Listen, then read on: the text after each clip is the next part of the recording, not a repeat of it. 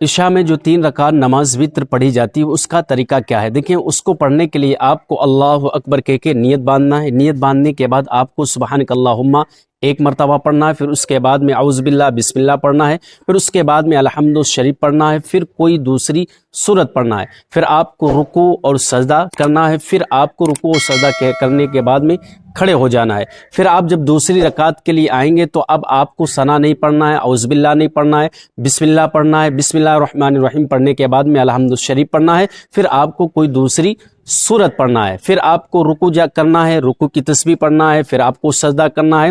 اب آپ تشہد میں جب بیٹھیں گے اتحیات کے لیے تو عبدہ و رسولہ پڑھ کر آپ تیسری رکعت کے لیے کھڑے ہو جائیں گے۔ جب آپ تیسری رکعت کے لیے کھڑے ہوں گے تو پھر اب آپ کو ثنا نہیں پڑھنا ہے، اعوذ باللہ نہیں پڑھنا ہے، آپ کو بسم اللہ الرحمن الرحیم پڑھنے کے بعد میں الحمد شریف پڑھنا ہے۔ الحمد شریف پڑھنے کے بعد میں پھر آپ کو کوئی دوسری سورت پڑھنا ہے۔ دوسری سورت پڑھنے کے بعد میں آپ کو اللہ اکبر کہہ کے ہاتھ اٹھا کر نیت باندھ لینا ہے۔ نیت باندھنے کے بعد میں آپ کو دعائے قنوت پڑھنا ہے۔